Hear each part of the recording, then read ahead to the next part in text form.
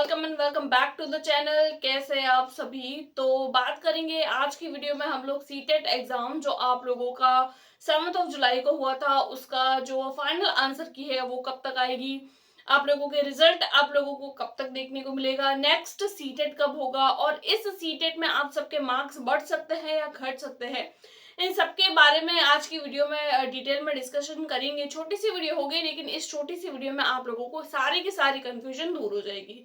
उसके अलावा सबसे बड़ा कंफ्यूजन है कि नेक्स्ट सीटेट जो होगा क्या उसमें आप लोगों का सिलेबस चेंज होगा या नहीं होगा, क्योंकि आगे आने वाले टाइम में आप लोगों का सीटेट जो है वो एनटीए द्वारा करवाया जाएगा, सीबीएसई द्वारा नहीं। ये हम लोगों को पहले ही पता चल चुका था। तो किस तरीके से ये सारा प्रोसीजर होने वाला है, क्योंकि देखिए आगे आने वाले टाइम में आप लोगों को KVS, NVS, D triple S B, most important आप लोगों का बीपीएससी टीआरई 4 एंड 5, तो आप लोगों को इन सब एग्जामिनेशन के लिए केवीएस जो होता है वो एक एंट्री टिकट होता है। ऐसा समझ लीजिए कि सीटेट का जो एग्जाम है एक तरीके से एंट्री टिकट है। अगर आप लोगों के पास में सीटेट का सर्टिफिकेट होगा तो ही आप लोग आगे वाले एग्जामिनेशन के लिए जो आप लोगों के रिक्रूटमेंट एग्जाम होते हैं उसके लिए अप्लाई कर सकते हैं।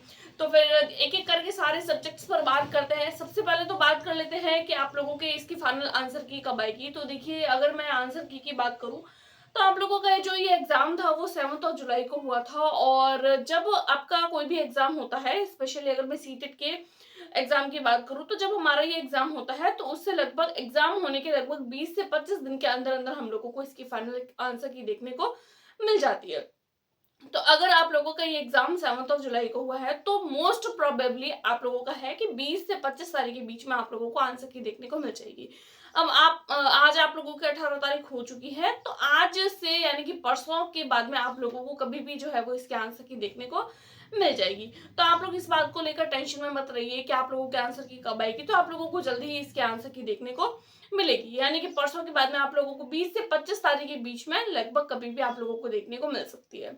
उसके बाद में हम लोग बात कर लेते हैं इसके रिजल्ट को लेकर के, इसका रिजल्ट कब आएगा। तो देखिए अगर मैं प्रीवियस एग्जामिनेशन की सीटेट के प्रीवियस एग्जामिनेशन की बात करूं तो उसमें भी ऐसा ही हुआ था। जब एग्जाम होता है तो एग्जैक्ट आप लोगों को 1 मंथ के अंदर जो है वो इसका रिजल्ट देखने को मिल जाता है। यानी कि अगर आप लोगों के 7 जुलाई को एग्जाम हुआ है तो लगभग 5 से 10 अगस्त के बीच में आप लोगों को इसका रिजल्ट देखने को मिल जाएगा।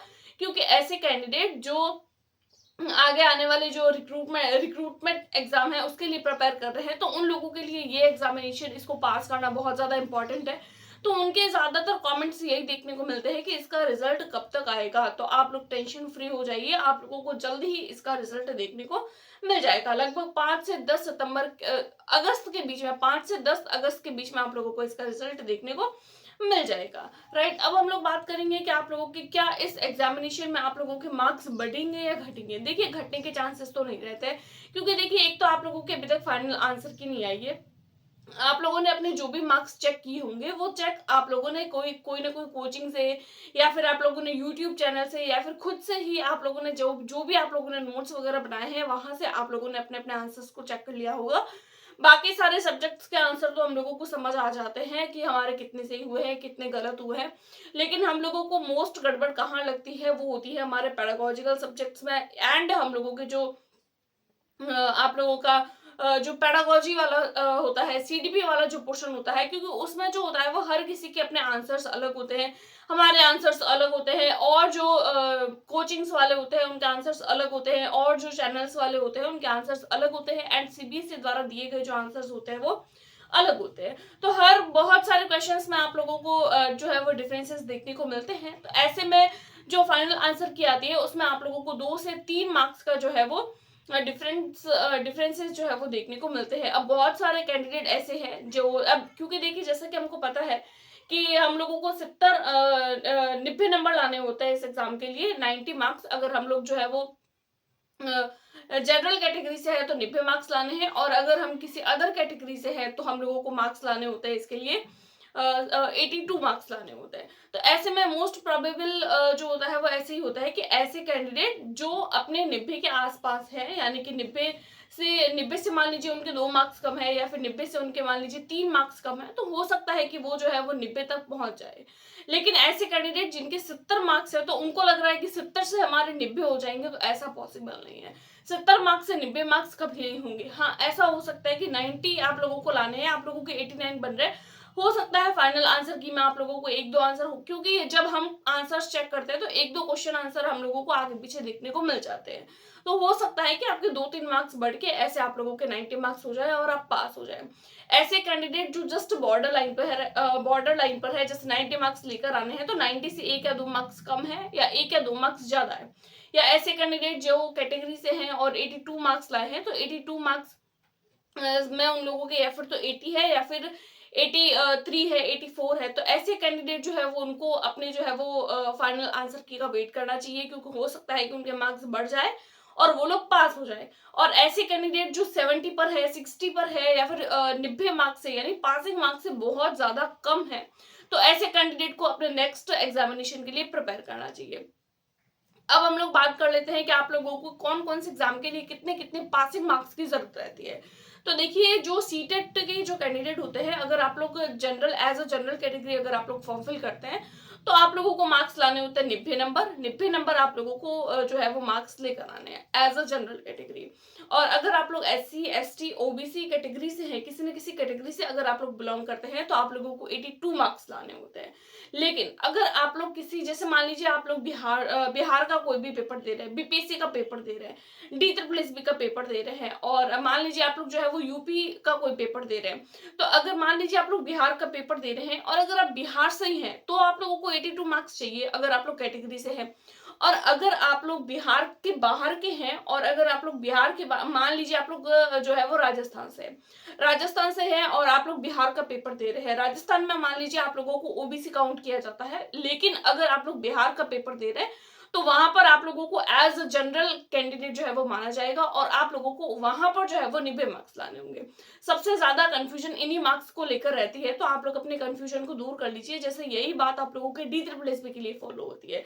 दिल्ली का एग्जाम है और मान लीजिए आप लोग राजस्थान से, प्रॉपर दिल्ली से है, तो आप लोगों को OBC माना जाएगा, लेकिन अगर आप लोग राजस्थान से है, गुजरात से है, सिक्किम से है, कहीं और से है, तो आप लोग ध्यान रखें, आप लोगों को वहां पर OBC काउंट नहीं किया जाएगा, आप लोगों को वहां पर एज अ जनरल कैटेगरी माना जाएगा।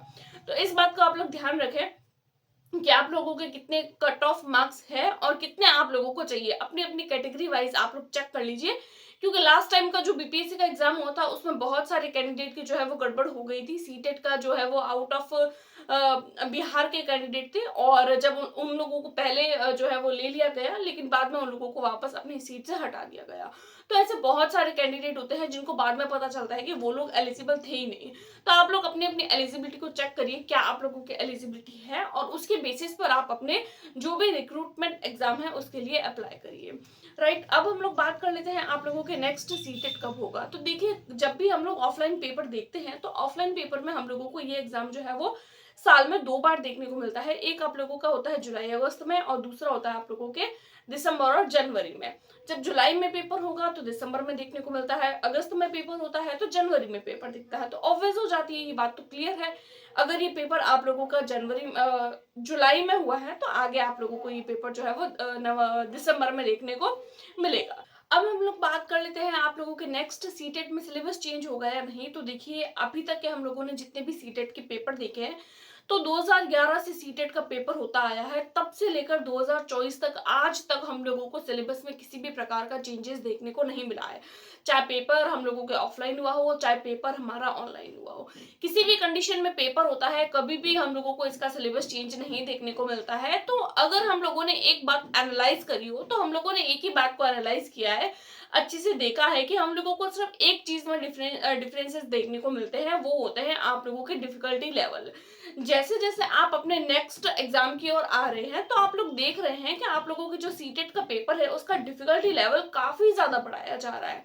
यानी कि अगर हम लोग साइंस मैथ्स की बात कर रहे हैं, SST की बात कर रहे हैं, पेडागोजी की बात कर रहे हैं, CDP की बात कर रहे हैं, या फिर लैंग्वेज वाले पोर्शन की बात कर रहे हैं, इवन EVS की बात कर रहे हैं, किसी भी सब्जेक्ट की अगर हम लोग बात कर लेते हैं, तो जब हम लोग 2011 से लेकर 2012, 13, 14, 15 इन सब के पेपर्स देखते हैं, और आज के टाइम पे 2019, 20, 21, 22, 23, 24 इन सब के पेपर देखते हैं, तो काफी हम लोगों को डिफिकल्टी जो है वो देखने को मिलती है। तो आप लोग समझ सकते हैं, 2019 का पेपर देखिए, उसके बाद आप 2020 का पेपर देखिए, जैसे जैसे आप एक एक साल आगे बढ़ रहे हैं, आप लोगों को अपने डिफिकल्टी लेवल में काफ़ी जो है वो इंक्रीज़मेंट देखने को मिल रहा है।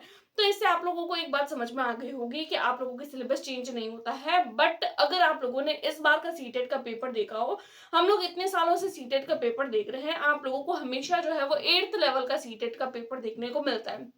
लेकिन इस बार के सीटेट के पेपर में आप लोगों को काफी हाई लेवल के क्वेश्चंस देखने को मिले हैं, और आप लोगों को यहाँ पर 9th 10th के क्वेश्चंस भी देखने को मिले हैं।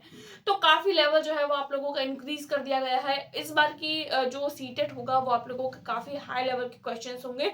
डिफिकल्टी लेवल आप लोगों का काफी इंक्रीज कर लिया गया है। तो आप लोगों को 6 7 8 के एनसीईआरटी को नहीं पढ़ के बल्कि 9 और 10th की एनसीईआरटी को भी साथ साथ कवर करना होगा, क्योंकि मैथ्स के क्वेश्चंस तो पूछे ही जा रहे थे 9 10th में से। अभी आप लोगों को 9 10th की साइंस की जो बुक है उसके भी क्वेश्चंस देखने होंगे।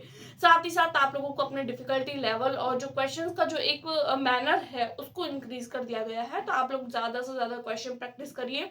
सीडीपी और जो भी आप लोगों के सब्जेक्ट्स है, जैसे साइंस हो गया, मैथ्स हो गया या एसएसटी हो गया, तो आप लोग उसको अभी से ही अपने जो है वो कवर करना स्टार्ट कर दीजिए। हम भी जैसे ही नोटिफिकेशन आएगा आप लोगों को जो है वो हमारे चैनल पर प्रिपरेशन हर बारी में एक एक सब्जेक्ट्स की देखने को मिलती है, तो मोस्ट प्रोबेबल हम भी हमारे चैनल पर प्रिपरेशन स्टार्ट कर देंगे। अदरवाइज आप लोग एनसीईआरटी को पढ़ के अभी से अपनी प्रिपरेशन को स्टार्ट कर सकते हैं। तो ये कुछ छोटी सी बातें थी, और छोटे छोटे डाउट्स होते हैं जो हम लोगों को बहुत ज्यादा रहते हैं, तो उन सारी कंफ्यूजन को आज की वीडियो में जो है वो डिस्कस कर लिया है, और सारे डाउट्स को क्लियर कर दिया गया है। और भी कोई कंफ्यूजन है तो आप मुझे कमेंट कर सकते हैं। वीडियो पसंद आती है तो do like, subscribe and share. Thanks for watching.